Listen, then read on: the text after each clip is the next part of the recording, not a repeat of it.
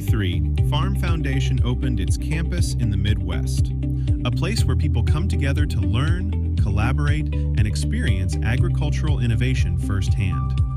Over the past 3 years, we've grown a diverse mix of crops that demonstrate how farmers can improve soil health, diversify their operations, explore new opportunities, and build more resilient farming systems. Now, we're inviting you into the field.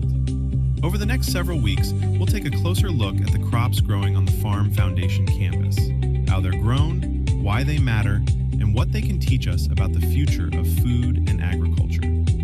Along the way, you'll hear from Farm Foundation's Todd Price as he shares the innovative practices, management decisions, and lessons behind each crop. So, step out of the boardroom and into the field. Welcome to What's Growing at the Farm Foundation campus.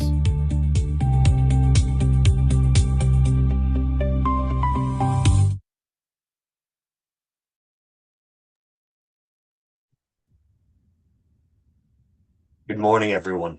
Thank you for joining us for today's Farm Foundation Forum, Challenges, Opportunities, and Policy Priorities in U.S. Food Animal Production. I'm Tim Brennan, Vice President of Programs and Strategic Impact here at Farm Foundation, and it's my pleasure to welcome you to today's event. A very special thank you to Farm Credit for their generous support in making today's conversation possible. We'd also like to recognize our Farm Foundation Seeders for their partnership and support. They share our commitment in advancing agriculture through collaboration, innovation, and leadership. Their support helps Farm Foundation convene important conversations, develop impactful programs, and accelerate practical solutions that strengthen agriculture and our food system. Thank you for your partnership and commitment to our mission. Before we dive into today's discussion, let me tell you a little bit more about Farm Foundation, because there's a good chance many of you haven't heard of us before, or you haven't heard the full story of what we do. For more than 90 years, we've held a simple belief. Agriculture moves forward when people who normally don't sit at the same table come together to solve real problems. Farm Foundation is an independent, nonpartisan nonprofit that brings together leaders from every part of the food and agricultural system: farmers, researchers, agribusiness, policymakers, entrepreneurs, and educators to tackle the issues no one organization can solve alone. Our role isn't to tell people what to think, it's to create the trust, the understanding, and the relationships that allow good ideas to become real solutions. People often describe us as a think tank, but we prefer to think of ourselves as a do tank, because research matters, dialogue matters, but of course they only matter if they lead somewhere. Everything we do is designed to move ideas beyond conversation through leadership development, practical learning, collaboration, and real-world application. Whether we're helping to shape policy discussions, testing innovative ideas, preparing the next generation of agricultural leaders, or hosting forums like today, our goal is always the same: to turn understanding into action. Our work is guided by our mission to build trust and understanding at the intersection of agriculture and society, and our vision to build a future for farmers, our community, and our world. We also believe that the best ideas don't always happen in a conference room, and that's why we've created our campus in Libertyville, Illinois. It's a working place where agriculture can be experienced, not just discussed. Organizations come to our campus for leadership retreats, strategy sessions, demonstrations, boot camps, and other immersive learning experiences that bring today's challenges to life. It's where conversations continue, ideas are tested, and partnerships begin. If you'd like to learn more or explore bringing your organization to campus, you can scan the QR code or reach out to us at connect@farmfoundation.org. Before we start the program, I'd like to leave you with one final thought.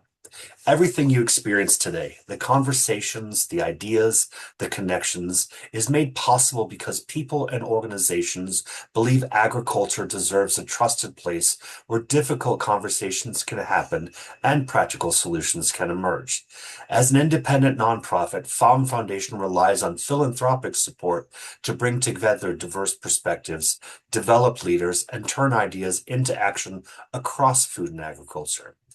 If today's forum gives you a new perspective, introduces you to valuable connections, or sparks an idea you'd like to take back to your work, I hope you'll consider supporting Farm Foundation with a gift. Your investment helps ensure that these conversations and solutions they inspire to continue to reach leaders across agriculture.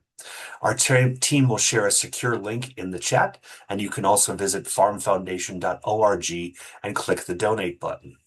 The conversation also doesn't end with today's forum. Throughout the year, Farm Foundation shares insights from across the food and agricultural system, highlights emerging issues, showcases innovative ideas, and keeps our community connected to the people shaping the future of agriculture. I invite you to follow us on LinkedIn, Facebook, and our other social channels. Subscribe to our newsletter and visit our website to learn about upcoming programs and opportunities to stay engaged. We'd love to continue the conversation with you. And before we begin today's forum, there's just a few quick notes. If you have questions for our panelists, please drop them in the Q&A section, not the chat section at the bottom of your screen. This forum is being recorded and will be posted on our website at farmfoundation.org, as well as on our YouTube channel, and we'll send you out that link just after today's program. At the end of the forum, you'll also receive a link to a brief survey, and we'd really appreciate your feedback and your time in completing it. At a time when food security and supply chain resilience are at top of mind, U.S. food animal production is navigating a rapidly changing landscape. Producers are managing rising input costs, workforce shortages, evolving animal health and welfare expectations, and many other pressures, while new technologies are creating opportunities to improve productivity and strengthen the industry.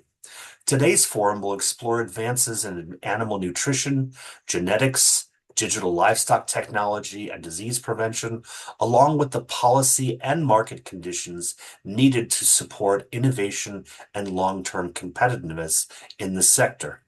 Throughout our discussion, we'll examine what's driving change across the animal protein sector and what it will take to ensure a resilient and sustainable U.S. food animal production. And to help us begin that conversation, I'm very pleased to introduce to you Dr. Michelle Crom.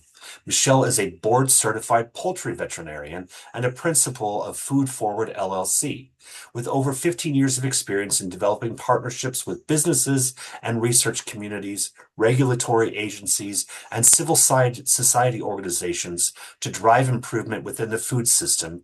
Dr. Crom is an expert in risk management and mitigation. She specializes in the areas of food safety, emergency management of disease outbreaks, and antimicrobial stewardship, and believes by engaging with diverse stakeholders to identify and strategically mitigate risk, we can improve outcomes for animals, producers, and consumers. It's great to have you with us, Michelle. Take it away. Thank you, Tim. Good morning, everyone. Pleasure to be here and to share some thoughts from the veterinary perspective this morning. So to start with, many of us, when we think about animal health, we really kind of narrowly think about veterinarians or producers working with or treating sick animals. But animal health really has expanded beyond just treating sick animals. It's one of the fundamental capabilities that determines whether our food system remains resilient, affordable, and trusted. We're going to explore some of the concepts and some of the innovations that really underpin the resiliency that we need to grow within our food system. Next slide, please, Morgan. So like I said in the previous slide, animal health is beyond just its silo. It really is an economic strategy, not just a veterinary issue. Healthy animals are the foundation upon which every other investment depends. So as Tim mentioned, genetics, nutrition, welfare, sustainability, labor efficiency, and profitability all assume that the animals within that system are healthy to start with, or healthy coming in.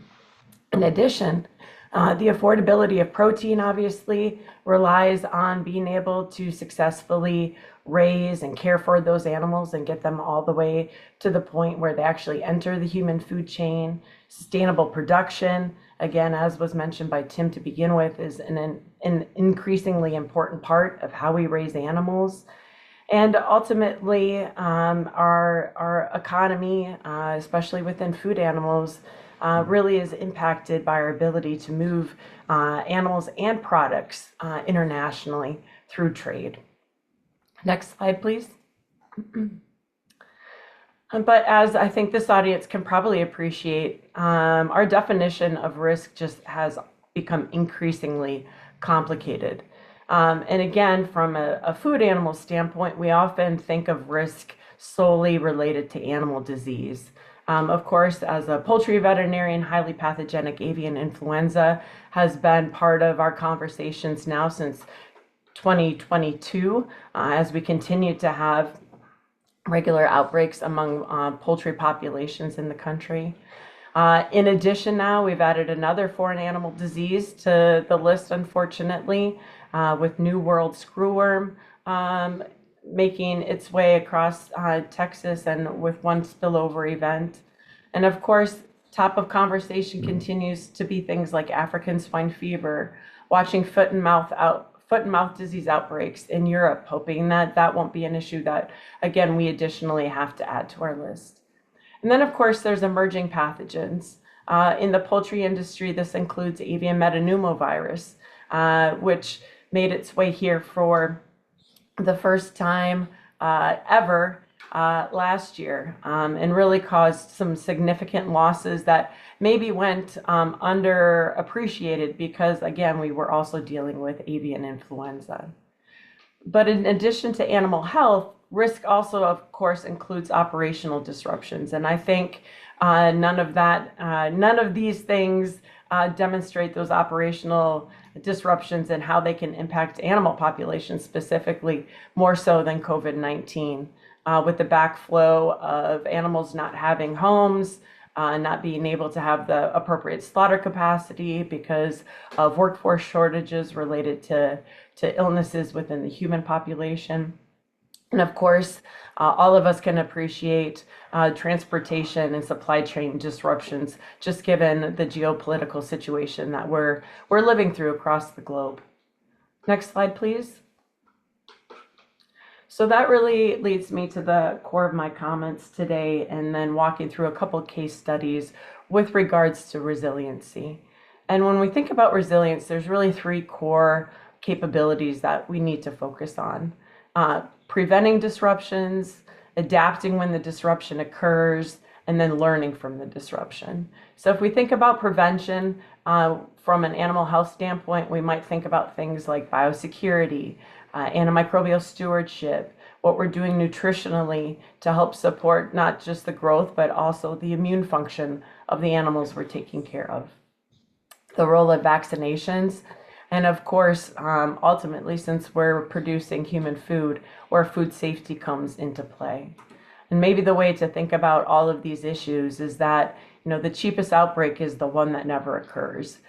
But counterintuitively, we often struggle to put money towards prevention because it's also hard to measure the value of outbreaks that never occur. So we are in a conundrum in that piece of the pie. When we think about adaptation, we might think about things like how we're adapting to the current demands of our workforce and labor shortages, where technology fits into the piece, how supply chains need to be more robust and resilient, again, given disruptions that we most likely will continue to experience. And where does data acquisition and data application come into the piece to help us to make smarter, faster decisions when we're trying to build out that resiliency? And then finally, the final piece of the pie, the respond and recover piece. This might involve things like the newest diagnostics, emergency response, where private-public partnerships fall into play.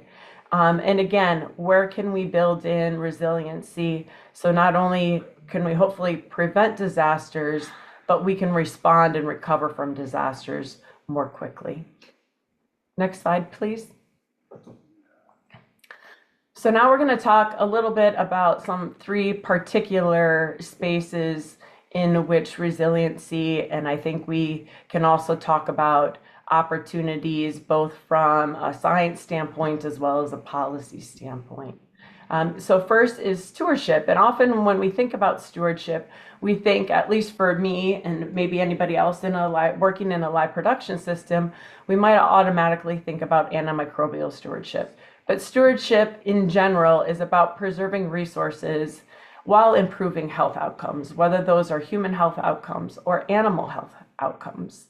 But we especially as veterinarians need to take a step back and also think about stewardship as a proxy for sustainability, using all the resources that we have at our disposal responsibly in order to produce a product that is trusted and that is of interest and desired by consumers at the end of our process. So in the live production system, kind of across the spectrum, regardless of which commodity you're working in, we have a challenge here in this space because we've become too lackadaisical in using the term stewardship when we often mean antimicrobial use or antimicrobial measurement. And this interchange has really narrowed in on our ability to talk more broadly about all the tools we use in a preventative health space. And what that has created is kind of this black hole.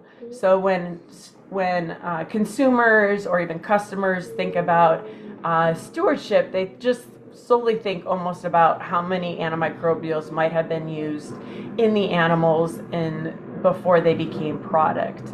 And it really cuts short the conversation about all the work and investment that is done to avoid that antimicrobial use to begin with.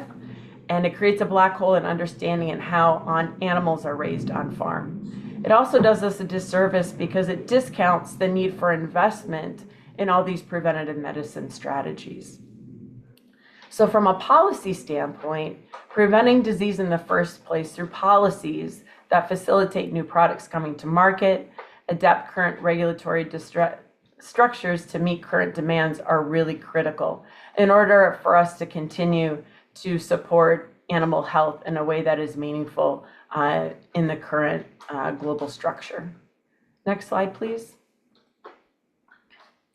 The next thing I'd like to talk about is a little bit about pre-harvest food safety. So when I say pre-harvest, this is all the measures that take place on a farm prior to the animals going to a slaughter facility.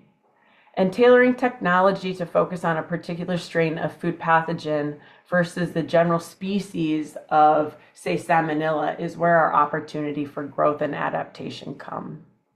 So historically, and this is the case currently as well, not just historically, but healthy animals really do reduce foodborne pathogen risk.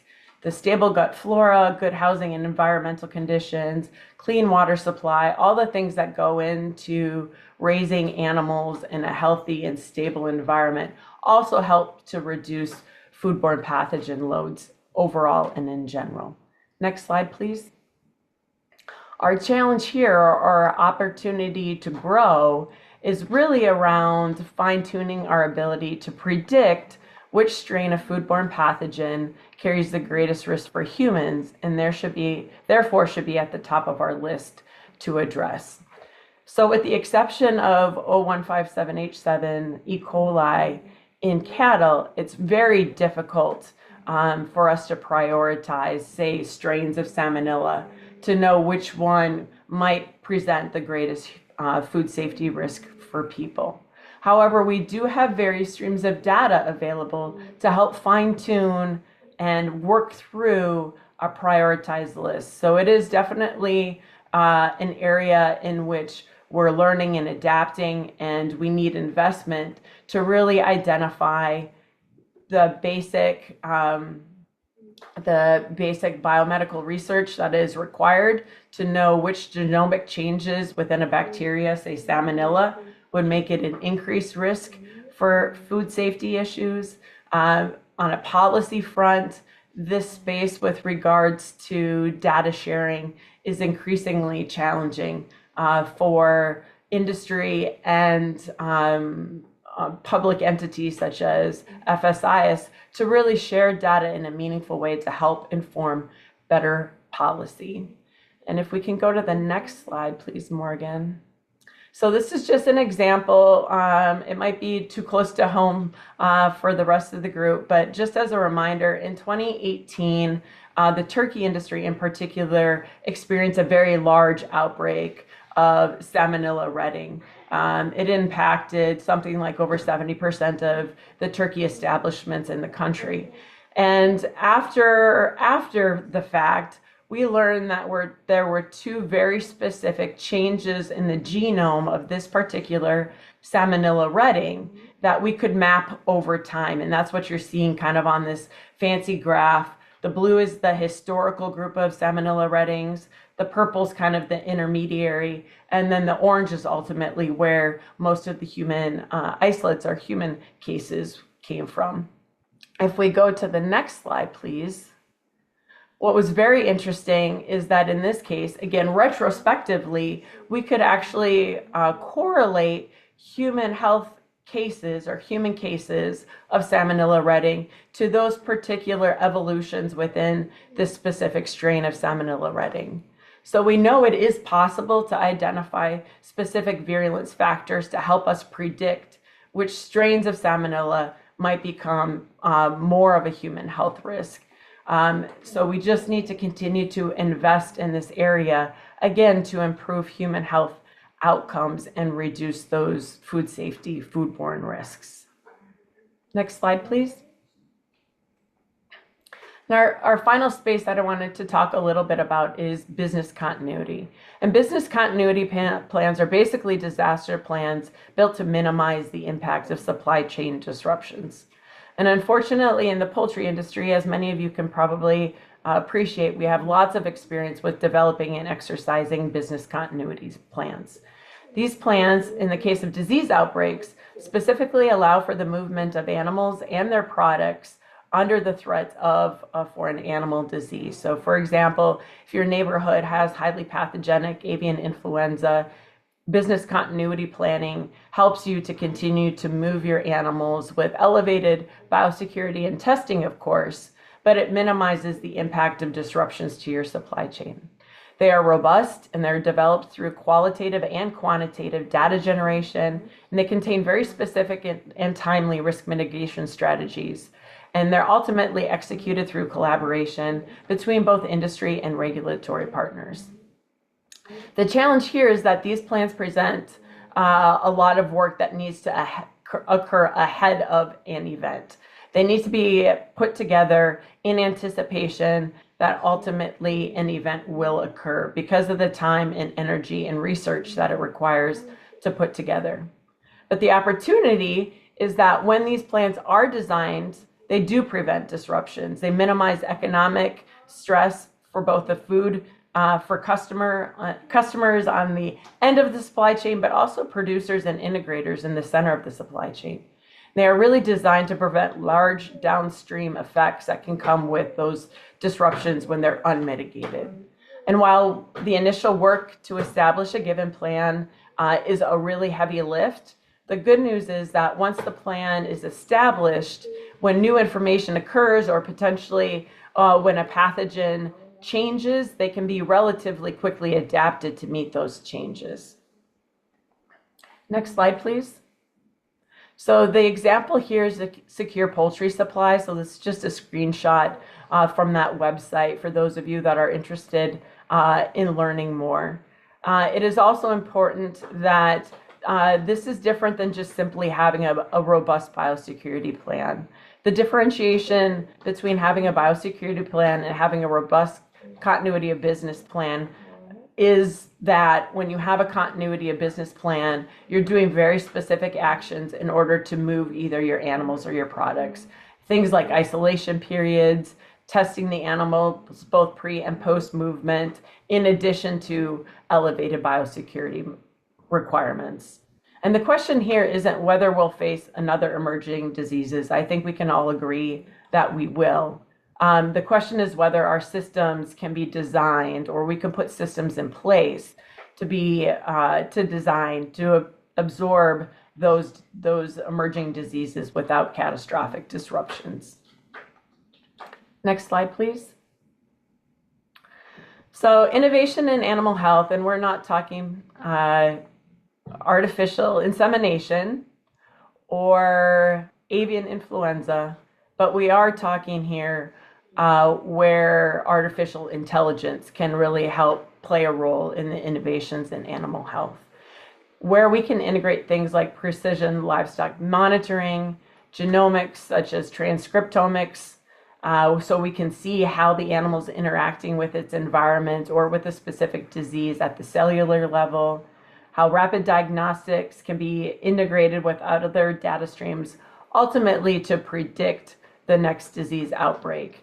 So the evolution here for animal health is ultimately going from detecting disease to predicting risk, ultimately to preventing disease. If we can, that would be the ideal. Next slide, please, Morgan. I think one more click. There we go. And again, on the backbone here is that animal health increasingly creates market value. Of course, consumers rarely purchase animal health, right? All the list of things on the table stakes are things that consumers or even customers assume to be in place for all products within the marketplace. The value comes when we can start talking about sustainability, which increases consumer trust, helps us with operational resilience and supply chain continuity, and then ultimately can grow our marketplace by increasing trade partners' confidence in our supply chain. Next slide, please. And policy should enable resilience rather than simply regulate disease. And I think that's where innovation can really come in the policy space. By developing and supporting structures that detect disruptions earlier, facilitate faster science-based decision-making, and ultimately allowing us to collectively respond in smarter ways that lead to faster recovery and fewer disruptions over the long term. So leveraging surveillance using artificial intelligence, genomics, and integrated data streams to identify emerging risk earlier, reducing barriers that delay implementation of new vaccines, diagnostics, precision technologies, and preventative tools, treating animal health through preparedness by supporting preparedness, laboratory capacity building, workforce development, and continuity planning is really critical for national infrastructure and needs to be treated as such. And then rewarding proactive investments that reduce disease burden, improve stewardship, and strengthen the supply chain through business continuity planning. Policy really should not simply respond to the latest crisis. It should create conditions that allow innovation, preparedness, and resilience to thrive. Next slide, please, Morgan.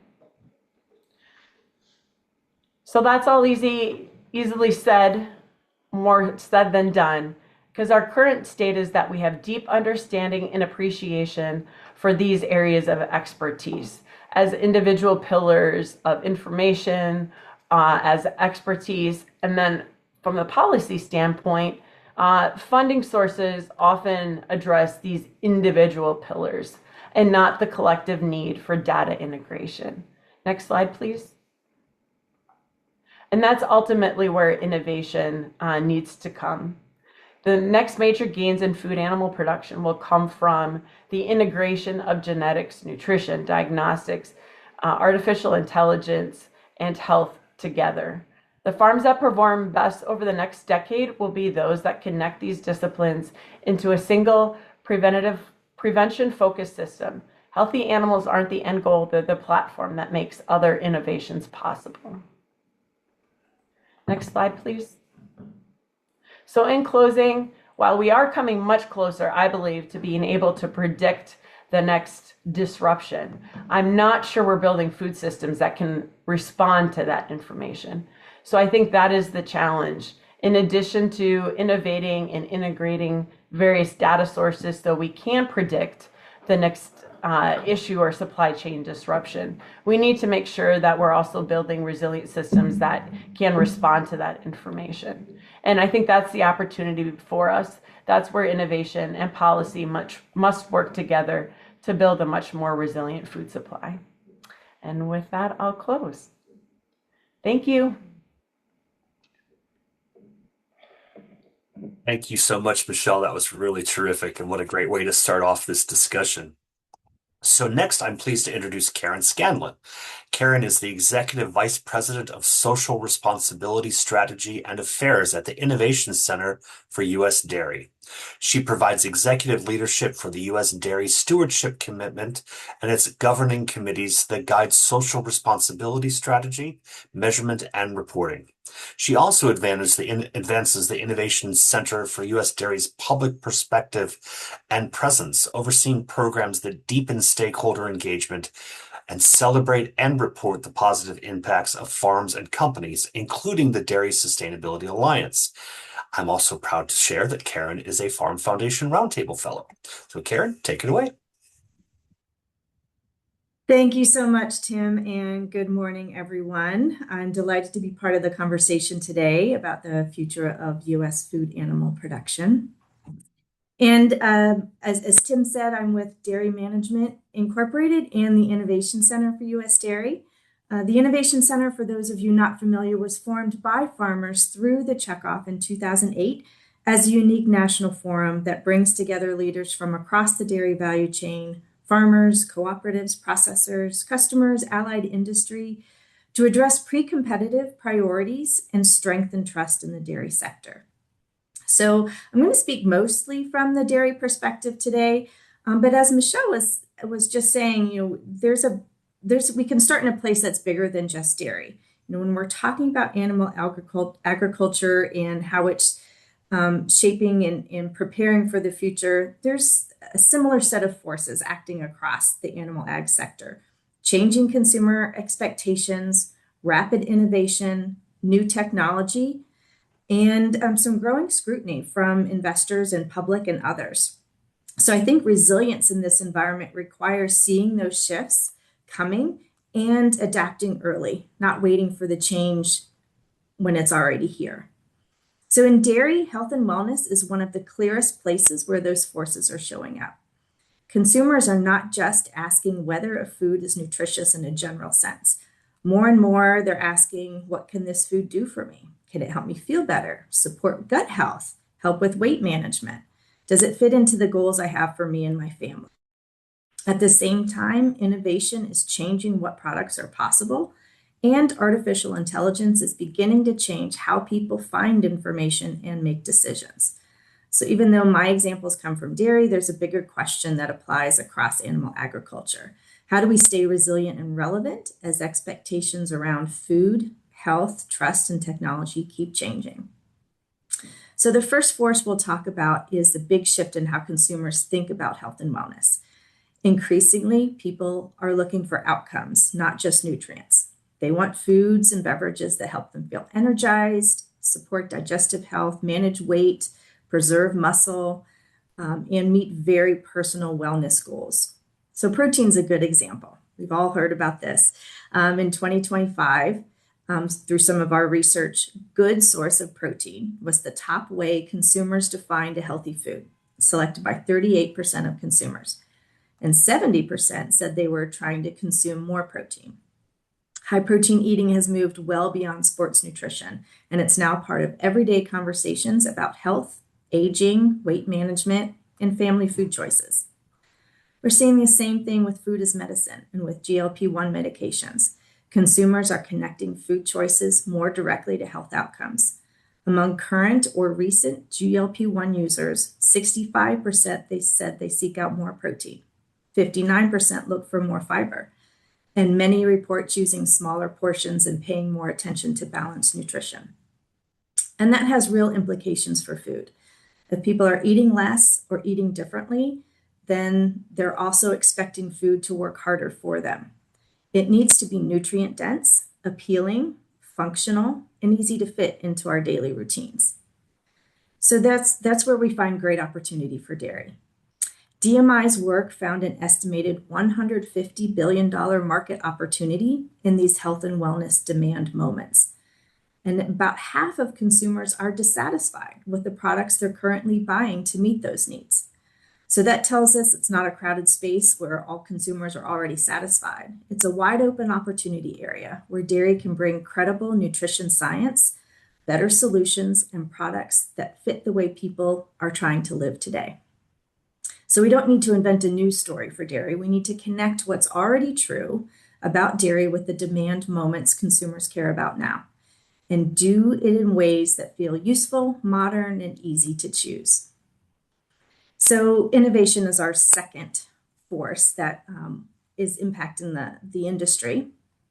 And innovation for U.S. dairy is about taking dairy's nutrition science and translating that into benefits people recognize and products they want to use. So DMI identified several top consumer where dairy has permission to play, like physical performance and energy, healthy heart and weight, digestive health, and mindfulness and cognition. And DMI took those need states and developed innovation concepts and prototypes and took those on the road, went to the National Products Expo West event and shared it with the 60,000 attendees there, as well as to industry events where brands could see these demand moments where dairy can win. And DMI also works directly with companies to help translate health benefit science into products. And there's a recent Lactalis launch of Ratio Pro Fiber and Lala's Lala Plus, which also combines protein and fiber. So product innovation meeting the moments for consumers today. And in addition to innovation and product development, we also are looking at how to talk to consumers about how dairy is meeting their health and wellness needs. We tested messaging through qualitative and quantitative research to understand what resonates with consumers and what doesn't, and how that varies across age cohorts. So that work was then shaped and extended through the Innovation Center. With expert input from dairy co-ops, processors, associations, and others, we developed a resource package.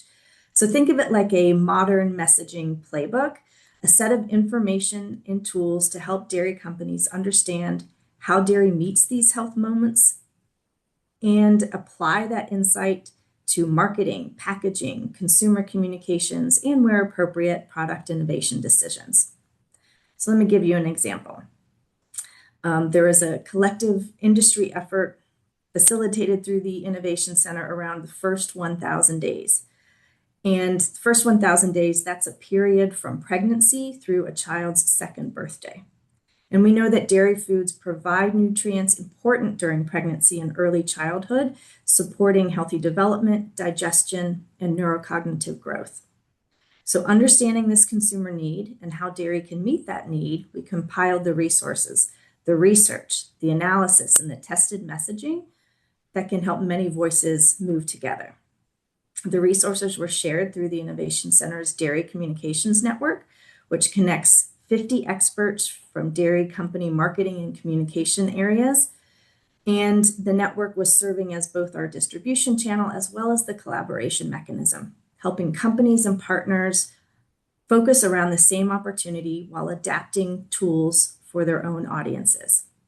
And this really mattered because we had to meet people and consumers where they're already looking for this information through trusted pregnancy, parenting, health, medical, and consumer media. And the results of this effort showed that coordinated action can really move the needle. Dairy's share of voice around the first 1,000 days doubled in traditional media and increased 25% in social media. The campaign also reached 150,000 WIC shoppers, 60,000 health and wellness professionals and medical conference audiences, 11 million consumer media readers, and more than 5 million people through influencer content. Just as important, the effort did not depend on one organization carrying the message alone. There was a whole network of checkoff brands, processors, all helped extend the message in ways that made sense for their audiences. So that's the model. Start with science, understand the consumer need, translate dairy's benefits into relevant language, and equip the community to move together in ways that are consistent, credible, and measurable. That same approach is being applied to other health and wellness opportunities: protein, performance and energy, healthy heart and weight, digestive wellness, and mental and emotional health and wellness. So we focused on establishing and inspiring the industry to keep turning those insights into products, communications, and experiences that consumers actually use. The third force to talk about is technology, specifically how technology is changing the way consumers make decisions. Consumers are becoming more specific about what they want from food and beverage, that we know.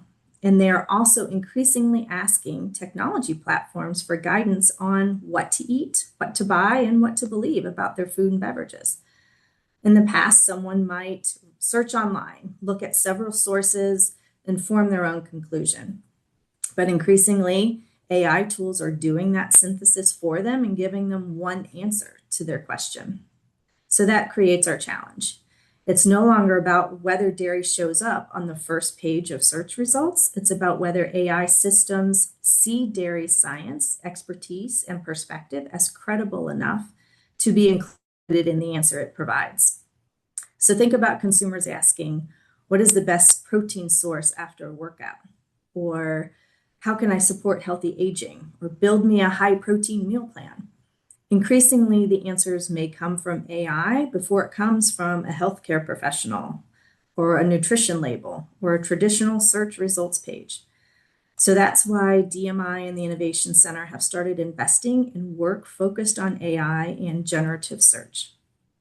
The goal is not for every organization to solve it on its own, but it's to give the dairy community a shared system for understanding what AI is saying about dairy, where the gaps are, and how we can act together to so that credible dairy science is more likely to show up where people look for answers. We recently completed one of the most comprehensive AI audits conducted for an agricultural sector. It looked at how major AI platforms respond to dairy-related questions across 8 topics and 28 subtopics. We analyzed an estimated 63,000 prompt variations and 2.8 million responses. The purpose was to understand how dairy is being framed, who is influencing those answers, and where we have the greatest opportunity to strengthen dairy's presence and credibility. And now we're pairing that audit with a practical guidebook that explains how these systems decide what to surface and what communications, content, and digital teams can do to improve dairy's visibility and credibility.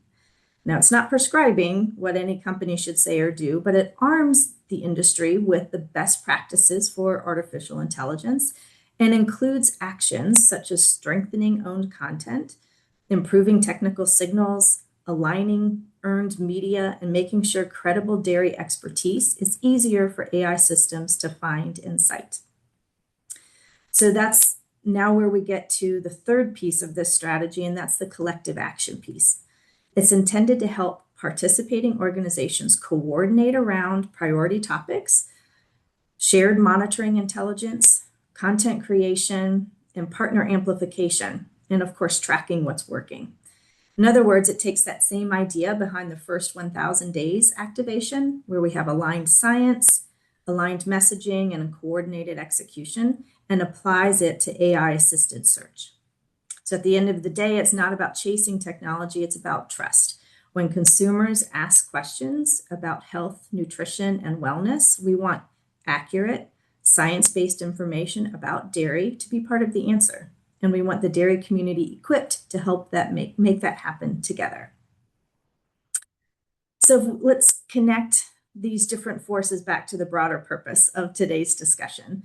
When we talk about innovation in animal agriculture, we often think about first production efficiency, animal health, supply chains, cost pressures, which are all essential. But innovation is also about connecting farms to the changing health needs of consumers and communities. In dairy, health and wellness innovation can strengthen demand, create value, and reinforce dairy's role in nutrition security, healthy aging, personalized health, and food as medicine. If consumers are asking more from food, agriculture has an opportunity to do more as well, not just by producing food, but helping deliver health, well-being, and trust. So in closing, for dairy, resilience means that producing food means more. Resilience means more than producing food efficiently. It means understanding consumer needs, translating science into benefits that people care about, and making sure accurate information reaches them wherever they seek their answers. The details are going to look different by sector, but I think this broad lesson applies across animal agriculture. Anticipate change, apply science and research, and focus where we can build trust and strengthen sector growth. Dairy has many of the assets needed for this next chapter: high quality protein, essential nutrients, strong science, innovative companies, and committed farmers. The opportunity now is to bring those assets forward in ways that feel modern, relevant, and useful, and to show that dairy can be not only a traditional source of nutrition, but a science-backed part of personalized health and everyday well-being. Thank you. Great. Thank you so much, Karen. That was terrific. Our final speaker, I'm pleased to introduce, is Juliana Potts. Juliana is the president and CEO of the Meat Institute, where she leads the Institute in implementing programs and activities. An agricultural veteran, she previously served the American Farm Bureau Federation as its executive vice president and treasurer. Potts first joined AFBF in 2004, serving as general counsel until 2009, where she then was named chief of staff for the Senate Agriculture Committee, serving under then Chairman Blanche Lincoln of Arkansas. She serves on the boards of the Ag Future of America, the International Stockman's Educational Foundation, and the International Meat Secretariat. Welcome, Juliana. Thank you, Tim, and thanks to Karen and Michelle. That was wonderful, and I think we're going to end up in the next hour having a lot to compare notes about. We at the Meat Institute are a big tent, and we partner across the entire meat and poultry ecosystem. So we partner with animal health, with dairy, as well as all of our livestock producers that in the policy organizations, as well as the checkoffs, and downstream with those who sell directly to consumers.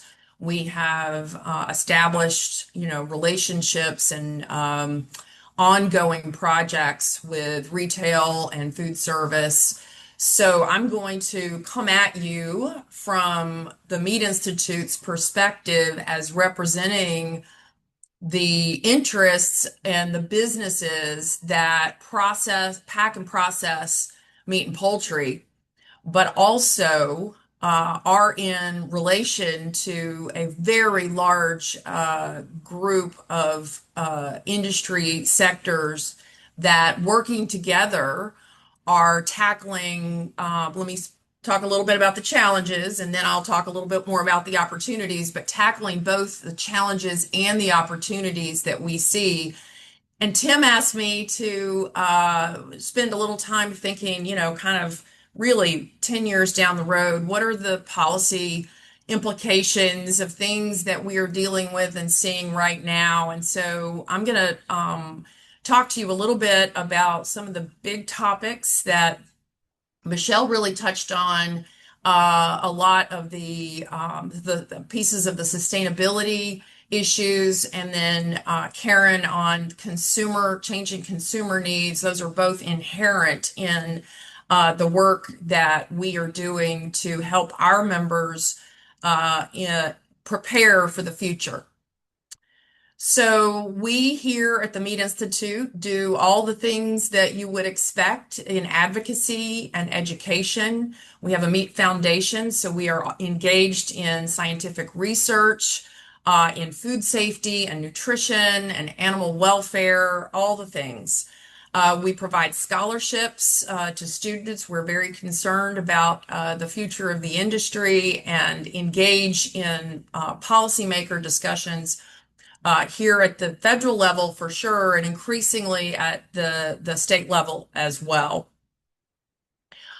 I think it bears repeating of what we see across meat, and the Meat Institute is everything from beef and pork and lamb to chicken, turkey, and even bison and duck and anything that is produced that we define as meat and poultry.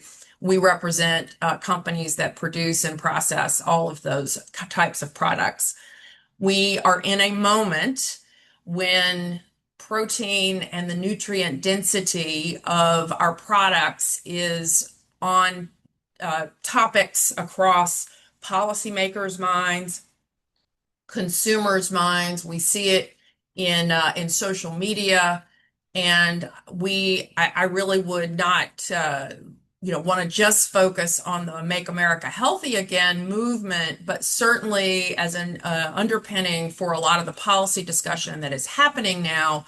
That has raised awareness about the products and the ingredients in those products that consumers are increasingly faced with decisions about.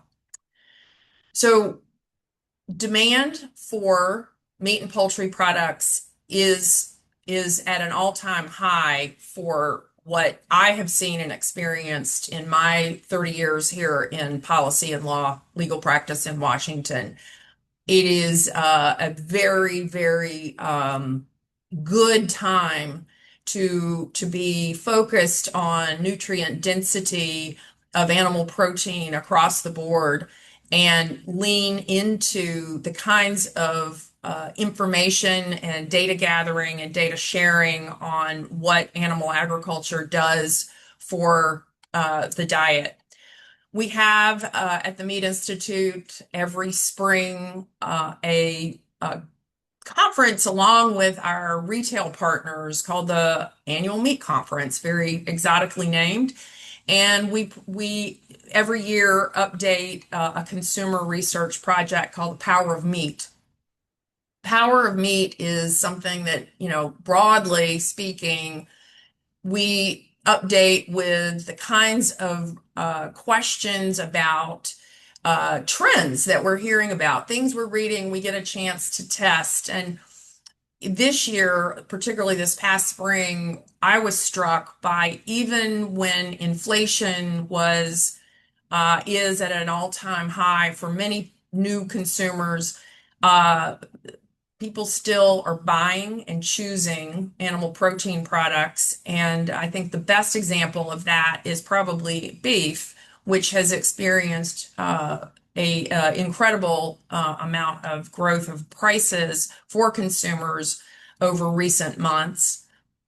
Some of you will be aware that our beef herd in the U.S. is at a low 75-year low, and with high demand and low supply, we are experiencing higher prices. So as we begin to think about how this provides opportunities for us in the policy arena, in the market arena, we are in a good place to help consumers understand why meat and poultry are healthy for them and why we are working to incentivize from an animal health perspective, as well as from a herd perspective when it comes to cattle, and innovation in the grocery space in particular with different kinds of convenience and packaging and those sorts of things. Consumer demand will remain high. I'd like to talk about 3 issues that, as Tim asked for, things looking 10 years down the road that I see as ongoing policy conversations.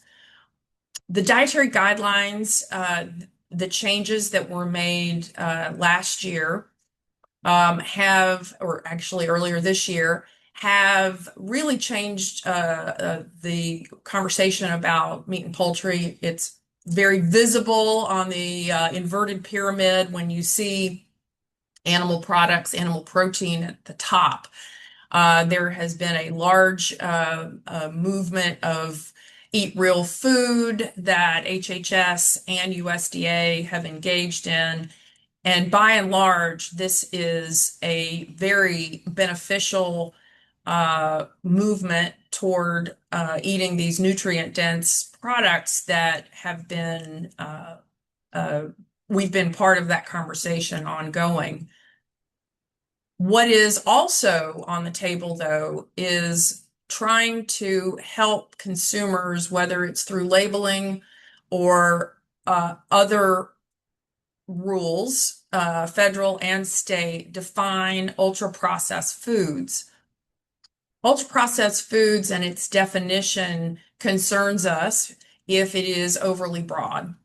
So a lot of the work that is going on in the meat and poultry space and dairy right now is how do we identify for government officials and policymakers who are interested in putting out a definition on what constitutes an ultra-processed food, that so many of the ingredients and processing aids and things that we use in meat and poultry are for very specific purposes, for food safety, for shelf life, and sometimes for palatability when it comes to processes like freezing and cooking. Some products contain ingredients whose purposes are multifold, and so it's very difficult to figure out how you would define an ingredient-based ultra-processed foods definition that wouldn't sweep in way too many nutrient-dense meat and poultry products because of a wide sweep that is also trying to define those products that are on the naughty list right now, such as sugary drinks. That will engage us no matter what, because politically there is bipartisan support for cleaning up our food system. And I say that as a very big part of that food system, but there has been a movement beyond one secretary or one administration. You see it in consumers' messaging online. You see it across multiple constituencies. What are we going to do to improve health outcomes for children particularly, but in the U.S. in the future? My opinion is that an ultra-processed foods definition is way too broad and a bigger challenge to any administration than trying to be more surgical in how we go about identifying the types of things that can be changed. That conversation and all that it entails, reformulating products, labeling, all kinds of testing and research that needs to be done. We would advise here at the Meat Institute for a research framework so that we can have more time and more specificity in how we would get to a place of identifying ingredients or other processing aids and things in meat and poultry that are at all problematic. At this point, we feel very comfortable with the regulatory environment at the Food Safety Inspection Service, that we have excellent support and good partnership in those activities. This is going to have implications for the food industry writ large over at least the next 5 to 10 years, because it will continue. This conversation will continue outside of this administration. Another topic that is, I think, has a very definite future impact on all of us is the regulatory fragmentation that we are seeing kind of grow up in the last several years right around us in food and agriculture, that has implications for how businesses do what they do best, which is to make products and serve customers. As Karen said, thinking ahead and being proactive and planning and adapting for what those consumers say they need. All of those changes health and otherwise, if you are making products and making food for people, require a lot of lead time to make changes. It is not something that can generally turn on a dime. And so the certainty that companies need to be able to do what they are incentivized to do by the consumer research and the things that we know consumers say they need and want, to be able to do that in a regulatory environment that is more certain than we have now. And what do I mean by that? In the absence of certain federal legislation or federal rulemaking, many states have either by ballot initiative or by legislative fiat or regulatory proposals made having a product that is, single packaging, single labeling, or even single way of producing it very much more challenging unless there are federal preemption and or multi states that have the same type of regulations and rules. We are seeing this play out right now with an animal welfare initiative, Prop 12. I'm certain most of you have heard of this. It was passed in 2018 in California. It by 66%. It has several aspects, but it requires that any product of an animal, of a swine animal sold in California, that the sows would have had a certain square footage of gestation crates to be able to sell that product in California. That was upheld by the Supreme Court, and now the House has passed its version of the Farm Bill that includes preemption of Prop 12, so overturning that law. And the Senate version of the Farm Bill does not include that portion of the House version. So that will, if the Farm Bill goes forward, that will be later in conference that will have to be worked out. There is a huge fight right now going on over this issue that involves a much larger conversation about states' rights, but also about the ability of states to regulate in a state that then affects every other state. So extraterritoriality, say that 12 times. We have watched this unfold, but as the MAHA policy got going and more focus at the state level was on certain additives in our food, certain ways of producing food, you have seen, I think, hundreds of proposals that go from everything from packaging requirements to labeling requirements to outright bans on certain types of technology and certain ways of raising animals and other initiatives that a given state, and I hate this term, but it is useful here, a red state or a blue state might take opposing viewpoints. That creates a disunited economic situation for any national manufacturer in our system to be able to produce food. This will continue.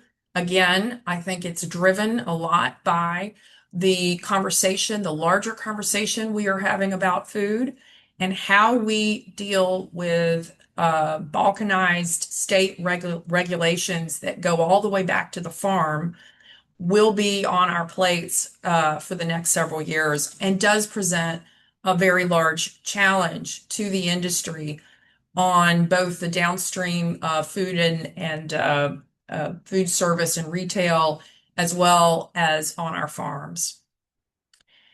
I would also like to mention, too, when we talk about competitiveness, changes that are happening and evolving in our sustainability efforts in the meat and poultry sector and in food processing in general.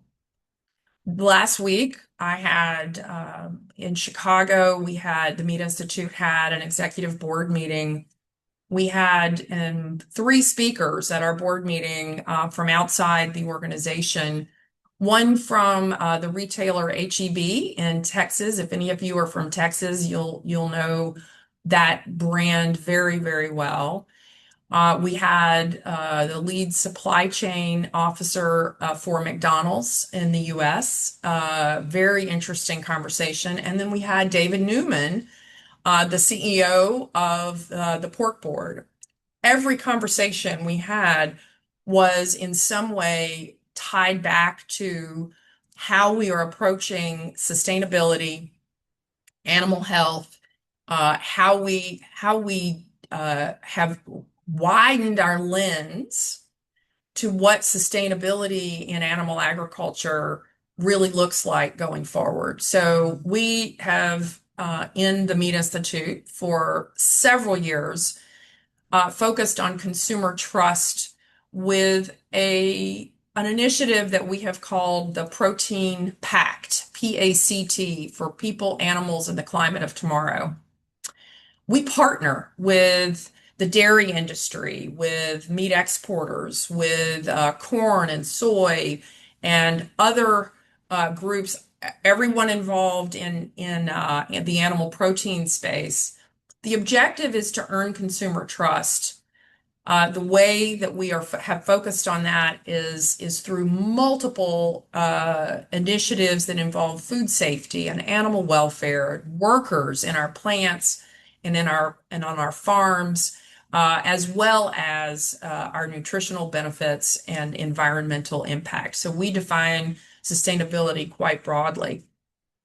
What we are seeing is for a company like McDonald's that has for years focused a lot, and a lot of companies have, I'm just using this as an example, focused on carbon emissions or greenhouse gas emissions. That lens is getting bigger and bigger, and what actually is going to move a needle for their business and for the farms and ranches around the country. So regenerative agriculture, a term that has a lot of meaning, but soil health, and biodiversity, and a lot of the issues that we know we have focused on in agriculture for a long, long time. Companies are widening their lens to take those projects and those considerations of what we've already been doing into greater account. I think that is an excellent movement in that direction. I think the biggest surprise for me recently was the EU deciding to follow the American lead and do almost a 180 on how it is approaching livestock production and meat and poultry as a matter of feeding its citizens animal protein.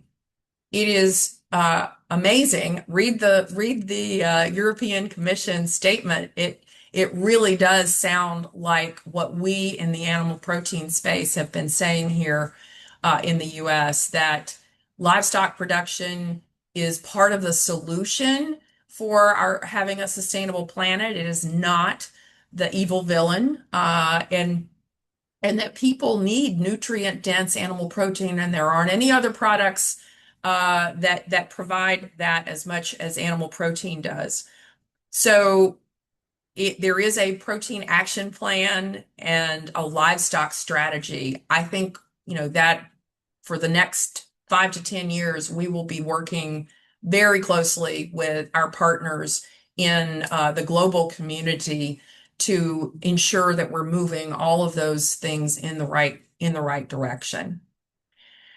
I'd also, and probably will close with this, we are very focused on the long-term innovations in meat and poultry that we see moving ahead and Where do they sit? Where are we seeing progress? I'll talk about two, gene editing and cell cultured or cell-based, cell cultured meat. Gene editing is, I think, even when my 12-year-old son asked me about CRISPR one day, I thought, well, gene editing has really gotten into the zeitgeist.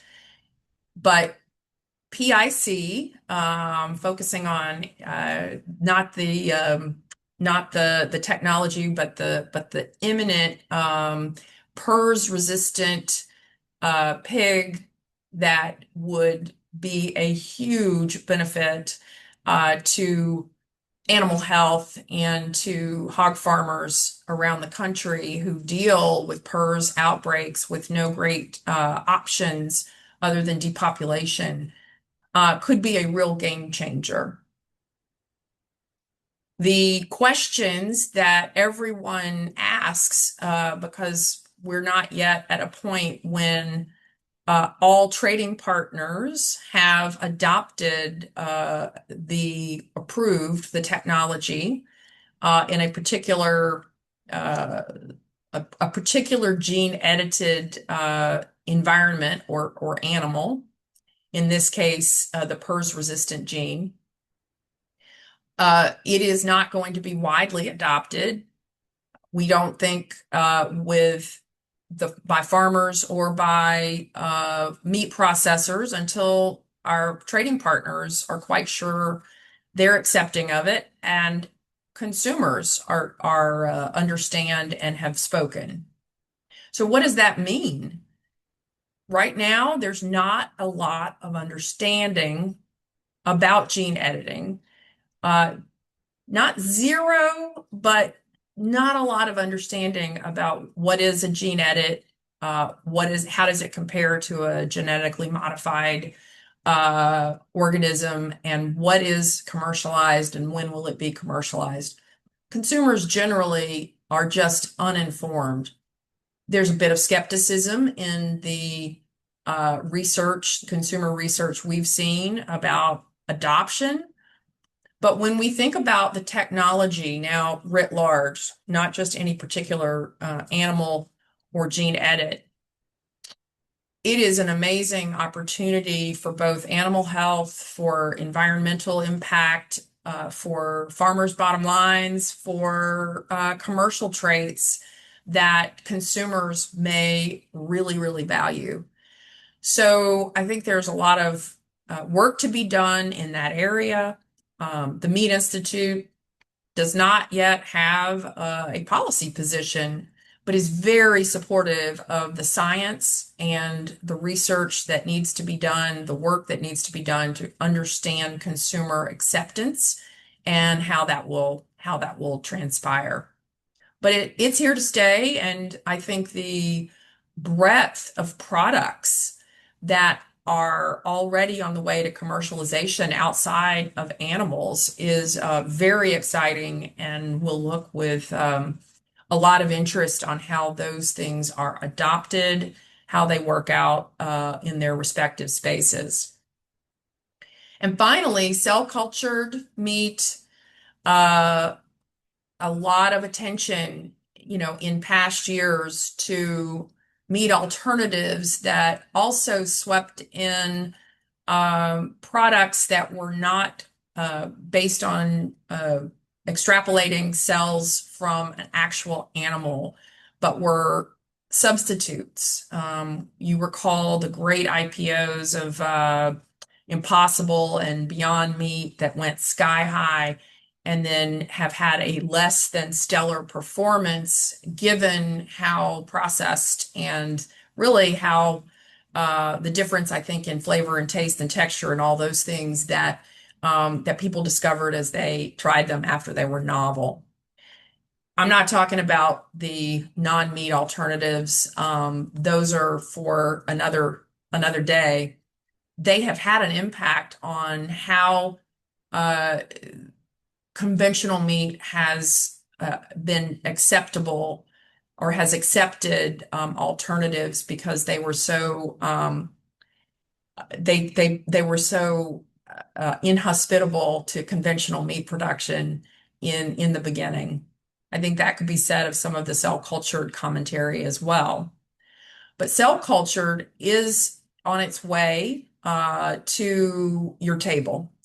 I don't have any special insights, but we are moving in the regulatory format to some of these companies have been approved. Their processes have been approved by the Food Safety Inspection Service. They have a grant of inspection. That means they are able, when they can get a price point that makes sense, they are able to market to consumers. We haven't crossed any sort of labeling conversation just yet. I think that is down the road for a lot of these companies. One that I know of is looking to take advantage of conventional meat, cell cultured meat combination ground product. It's not in commercialization yet, but looking ahead to how reducing the price of beef could work to their advantage. They're taking a look at all kinds of innovative products. The rhetoric around this, from these companies and from that part of the meat business has definitely changed, and I think that's a good thing to reduce the um, uh, charged nature of some of the conversations that were had several years ago. I think the people who work in my industry, meat processing, want a level playing field, whether that is labeling or regulatory or what have you. So there's a lot more to be seen with that technology as well. I think, Tim, that's what I've got for the audience at this point, and look forward to questions and conversation with the other panelists. Great. Thank you, Juliana. You covered a lot of really important ground, so thank you so much. And welcome back, the rest of our panel. Thank you, all three of you, again, for the great insights. We've had some terrific questions in the Q&A, and I've been jotting down my own. And so we've got some time. I think, Michelle, I'm going to start with you. Not surprisingly, the first question was about the New World screwworm. The question is, how do producers, industry, and government work together to support monitoring and then addressing issues like the New World screwworm? What has changed in the monitoring since it was first initiated, and how will the current issues impact ranchers in the near term? That was a lot all in one question, so take what you will. I appreciate that question. It's a great one, and I will answer it with the caveat that I am a turkey veterinarian, so I'm going to stick to kind of broad commentary on how to integrate as a producer into an overall disease response. I think the critical thing to keep in mind here that often gets lost in the energy, kind of the frantic energy that's associated with the disease outbreak response, is that the boots on the ground, the producers that call those places home, are the experts.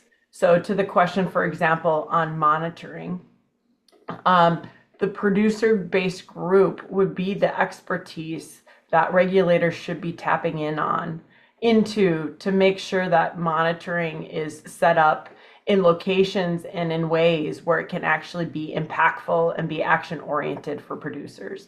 And the only way that, in my experience, that happens is to have a representative or representatives of the impacted industry in regular conversations within the incident command structure. So that's the structure that most likely I would assume the state of Texas is using. I know it's the structure that USDA uses in responding to foreign animal diseases. And input from the regulated industry directly into the leadership of incident command is absolutely critical in tapping into the expertise and in the locality in which the response is occurring.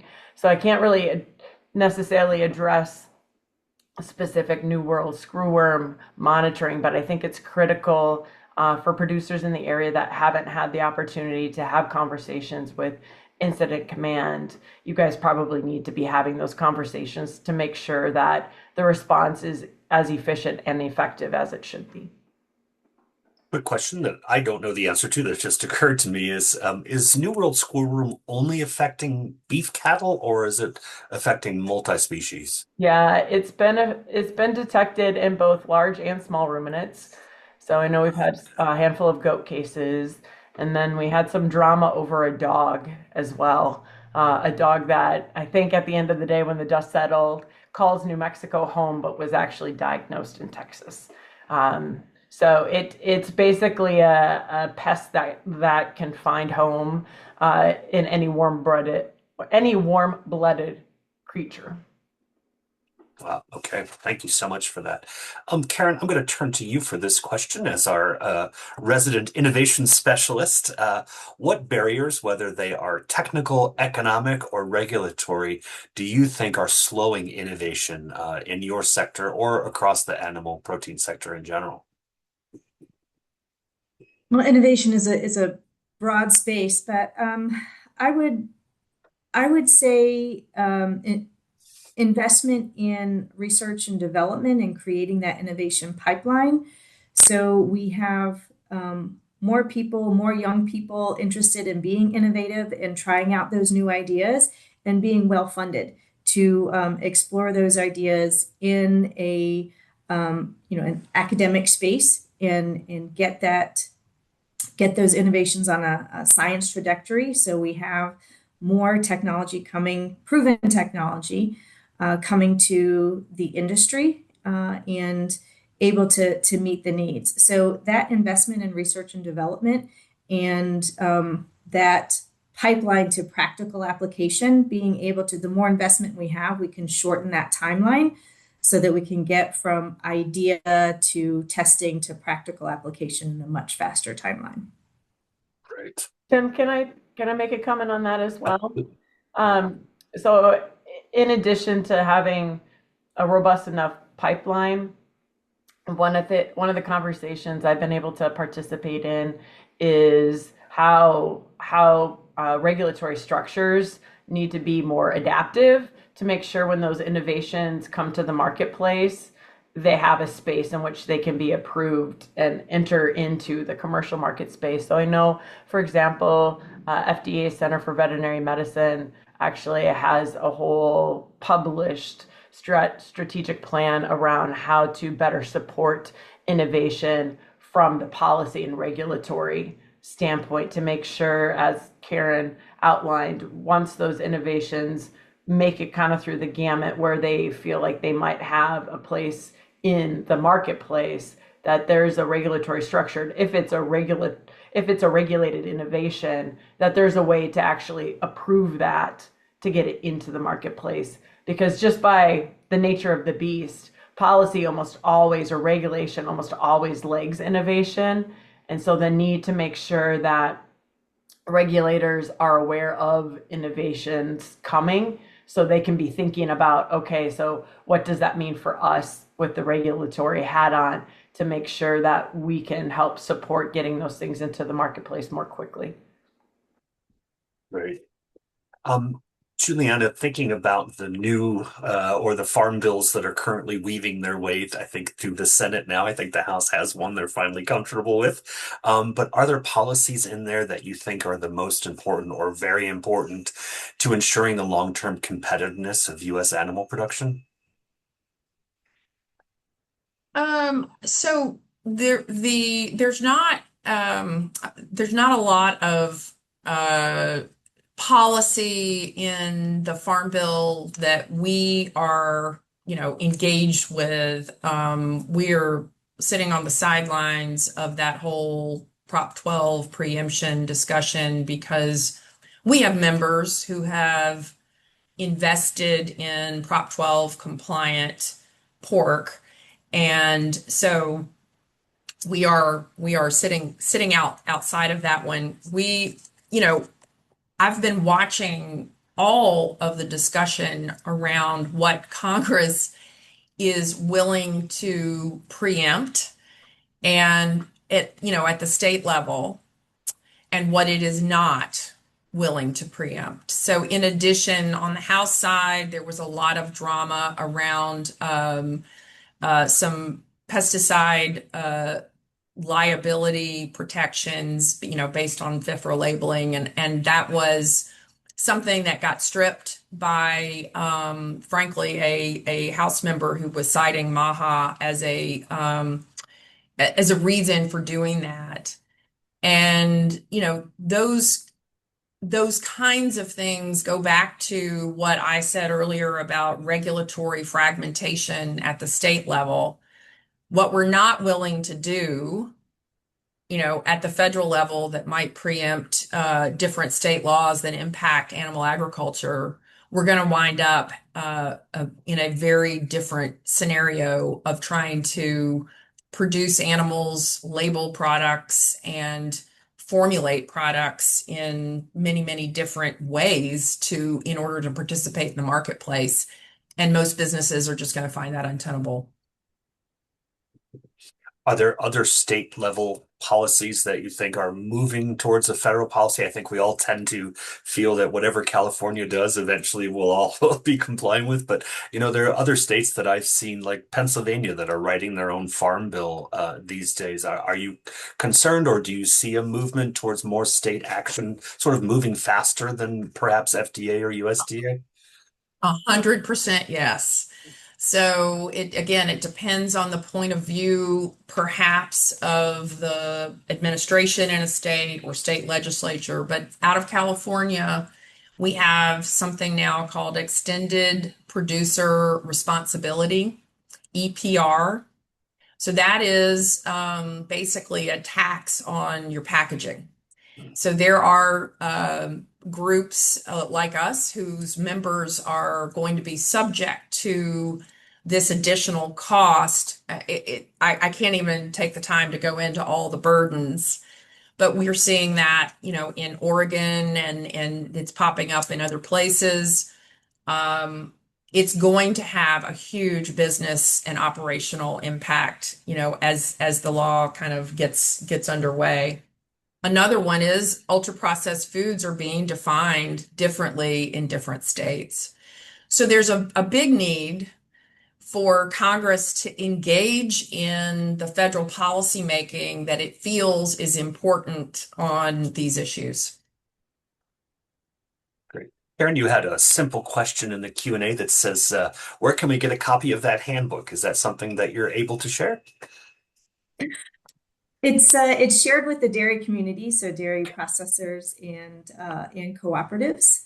So if those would like to reach out to me, I'd be happy to help. All right, excellent. Thank you. Sort of thinking about the MAHA movement that a couple of you mentioned, and then just the food is health or food as health movement. Do you all see that as opportunity for the animal protein sector, or is it creating unnecessary barriers? Do you have a point of view on these movements? Anybody want to? Do you want me to take that, or Karen? Yeah, any of you. Absolutely. Go ahead, Juliana. I see tremendous opportunity. I think it's been important that we are having a conversation about functional nutrition, nutrient density, all of the things that Karen was talking about. I think that is an incredibly important conversation to be having. And it highlights the amount of research that still needs to be done. And, there's a lot of conversation in this space with science that may say things that are completely diametrically opposed. So how we treat that, as a matter of policy and as a matter of science, I think we're deeply engaged, but I see it net as a positive. Karen, did you have something? I'm not sure I'm going to add much. I agree with what Juliana just said, that and from a checkoff perspective, I can educate and share information. I'm certainly not talking to influence policy in any way. But dairy as a nutrient dense and real food, I think there is opportunity. Then there's the details of the continued definitions and any regulations that may come as a result. But as I was talking about dairy, we have a 100-year investment through the National Dairy Council in the science behind dairy and the benefits that it brings, and advancing more technology to uncover that in new and different ways, looking at uncovering the dairy matrix and the different ways that dairy nutrition can help and meet the consumer needs today. So I think the science is going to continue to evolve, the technology is going to continue to evolve, and we need to have the conversations so that we're meeting together to meet what consumers are asking for today. Farm Foundation launched a program back in February called Farm Path, which is for beginning farmers of all types. And we have over 525 farmers enrolled in that program. It's a 3-year program. And every time we meet with these folks, we sort of uncover new things and new ideas and kind of new, I don't know if you want to call them movements or trends within the sector, but clearly the opportunity to grow for communities, to grow for your neighbors, to grow nutrient dense and specialized products. It's not limited just to fruit or vegetable or grain production. There's a lot of them looking at animal production. But I will share the concern that I've had in this is that I have found, I grew up on a small farm. We were very disconnected from things like Farm Bureau and USDA. We were self-sustaining. We had our own small market that kind of kept our farm going, but we weren't aware of the larger issues, I think, most of the time, particularly around animal health. Michelle, maybe I'll lob this to you. How can small producers and folks that are sort of not conventional farmers stay tuned into some of these things? I know that a lot of the avian influenza starts with backyard flocks, and those folks are not paying attention or not necessarily aware of what's happening. So any ideas on how they can get more connected? Because we'll pass that information on to our network as well.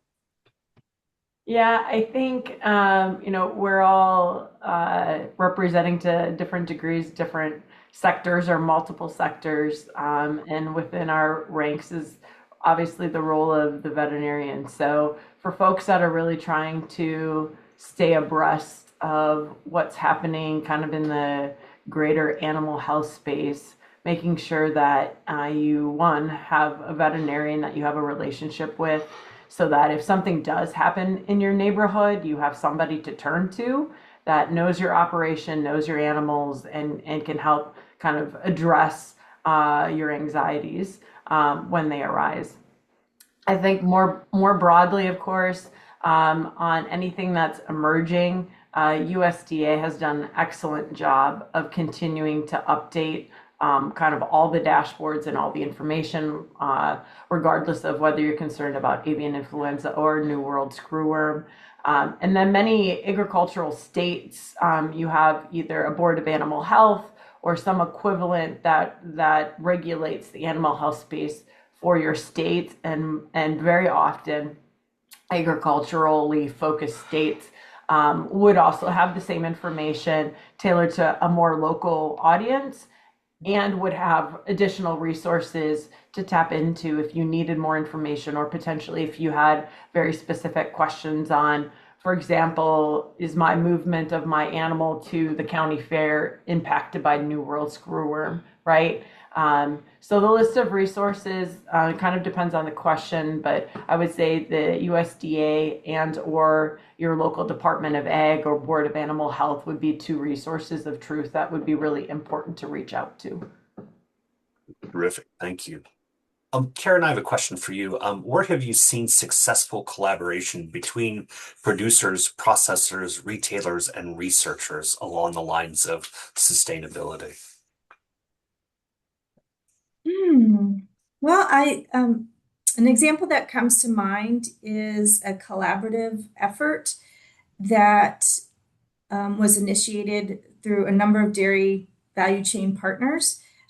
Several years ago, it started with conversation between DMI, the Innovation Center, the Nature Conservancy, and Syngenta. and it's called Feed and Focus. And it's a collaborative effort that had a focus on economic and environmental benefits for U.S. dairy farms of all sizes.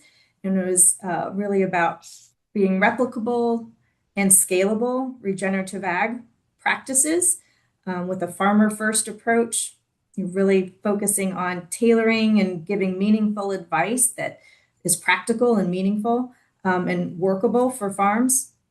And that means having a large menu of practices that they could choose from, and being compensated. So being compensated for that, so lowering their risk and making it a more informed decision that makes sense for their farm. And so the program has partners with Michigan Milk Producers Association, Sam's Club, Domino's, Nestle, and Dairy Management, as well as the Nature Conservancy. And there's a whole suite of practices and information that shows what outcomes those practices can influence. And there's payments that are provided to farmers for data collection. There's payments provided to farmers for having like nutrient management plans or enabling infrastructure, or for implementing the practices. And where there are feed and focus projects in Wisconsin, Michigan, Ohio, and Idaho. 43 dairy farms of all types and sizes that are included, over 50,000 acres, about $5 million in funding has been provided to the farmers.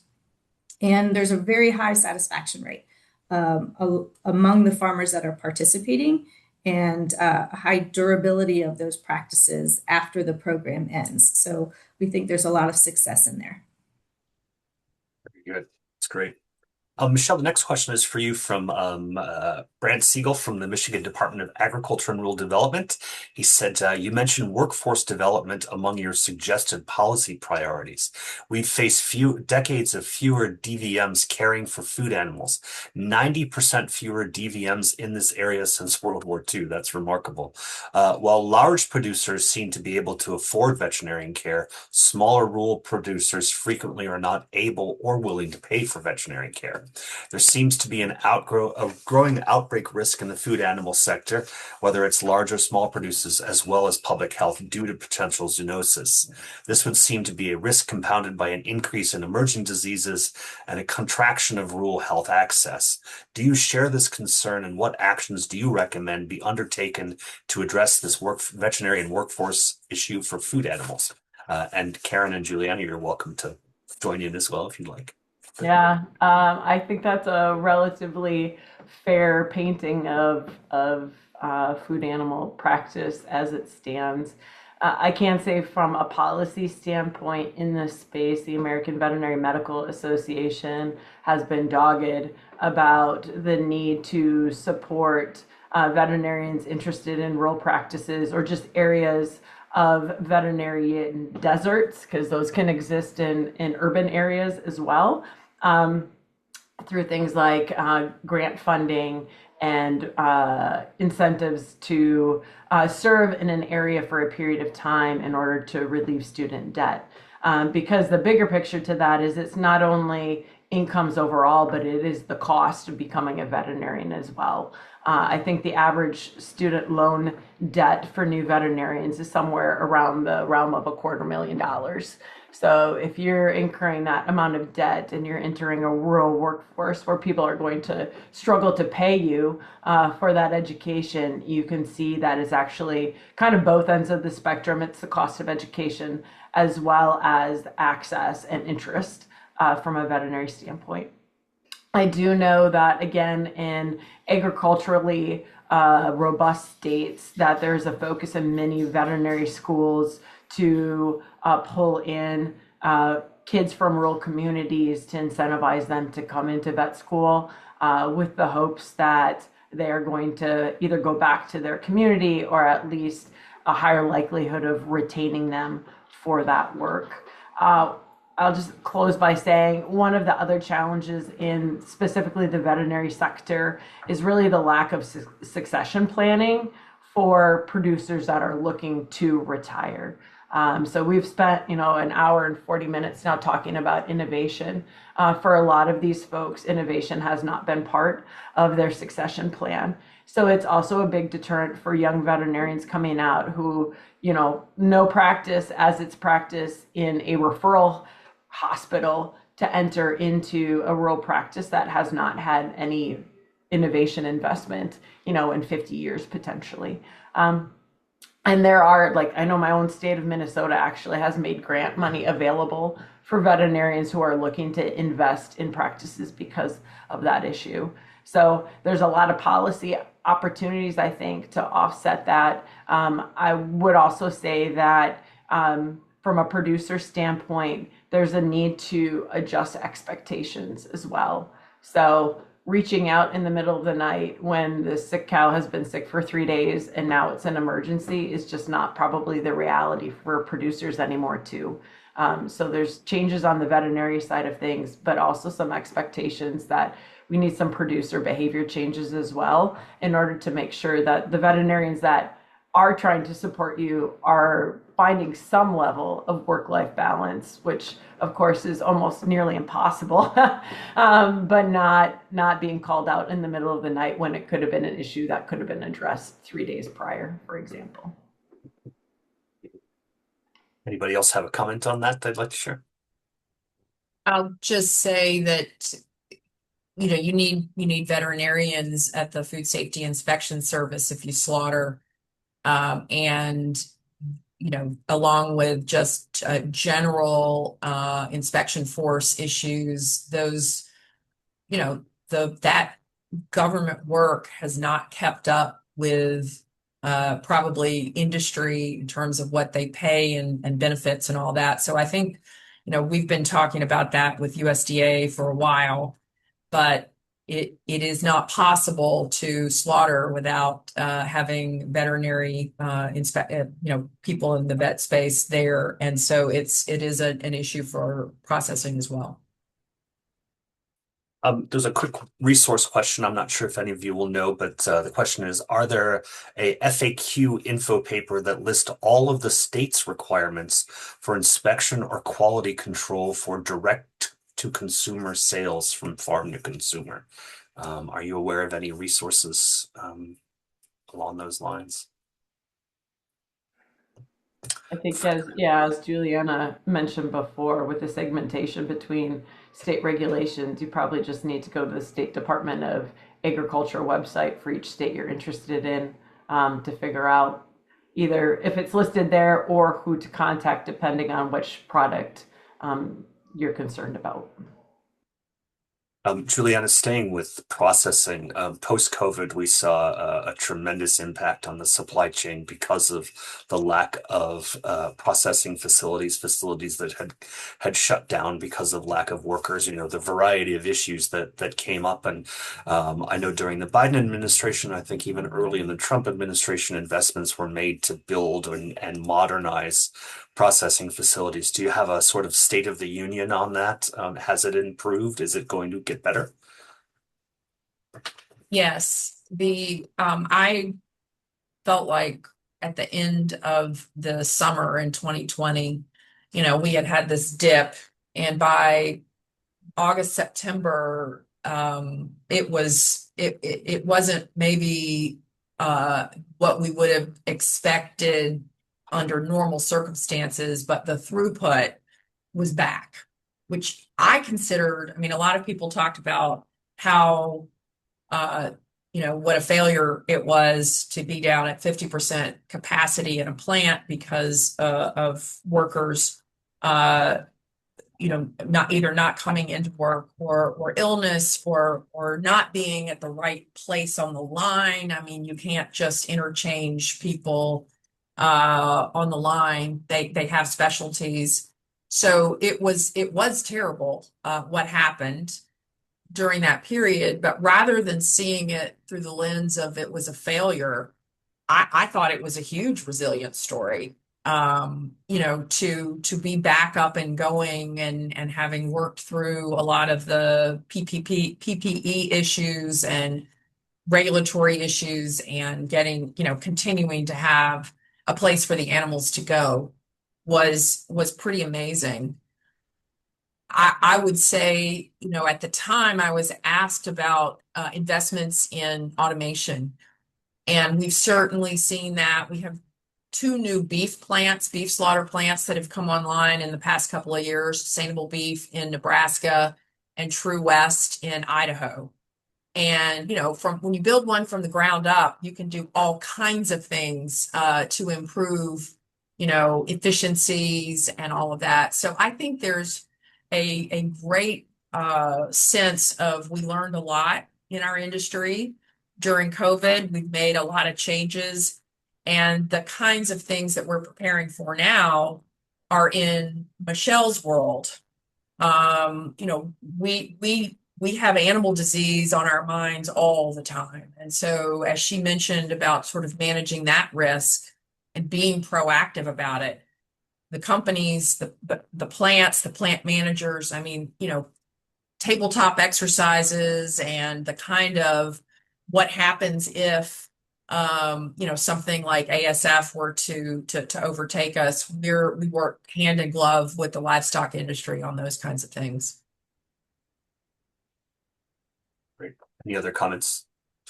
So in my community, I live south of Chicago, but I happen to live in a rural community south of Chicago. And all of a sudden, over the past year, I've noticed sheep everywhere. And at first, I thought it was because we've also welcomed lots of solar farms into our rural community. But most of them are not actually under solar. And so I did some asking around, and it turns out that it was because a halal processing facility was built nearby.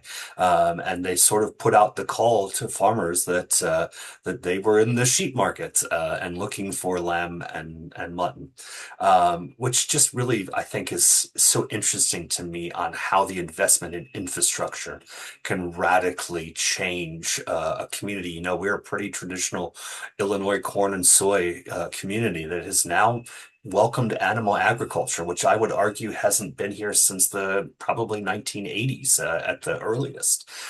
So do you have any thoughts on infrastructure and how we might use infrastructure to incentivize innovation and incentivize sort of diversification across the ag sector?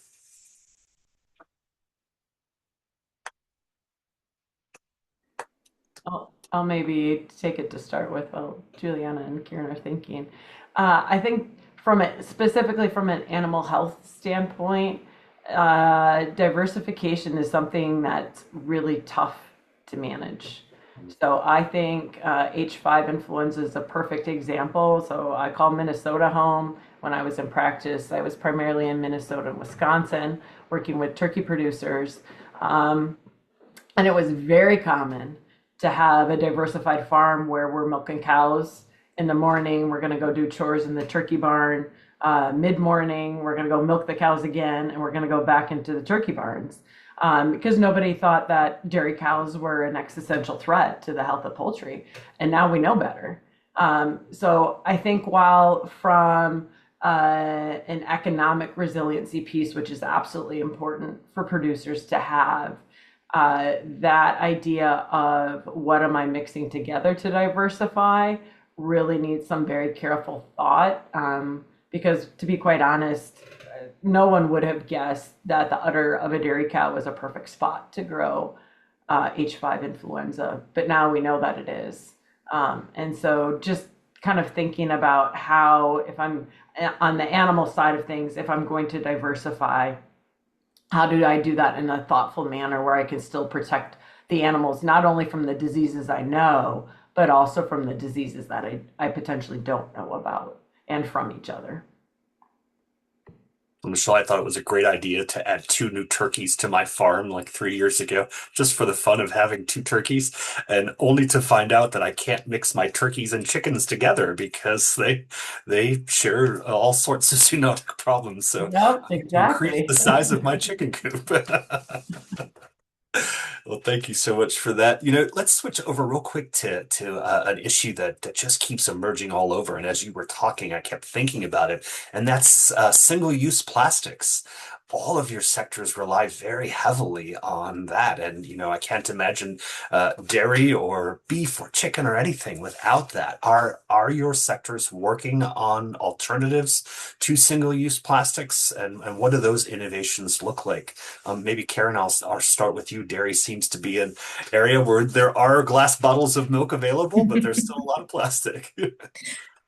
Yes, yes, there are, and want to point out what Juliana mentioned earlier with the EPR regulations too. That's also kind of bringing to the forefront the urgency for examining packaging as well, and the circularity of those packages. There certainly are companies, innovators within the industry that are looking at packaging and how to reduce up the recycled content, up the recyclability of it, up the reuse of it. And we also have, through the Innovation Center, a working group among that includes processors who are focused on this issue as well. So looking at best practices, at resources, at challenges, at opportunities, at the infrastructure that's required. So it is definitely a topic of conversation, and where the community wants to come together and find those pre-competitive resources, ideas, and solutions and conversations that can help the industry move forward on it. Tim, in a short answer, yes.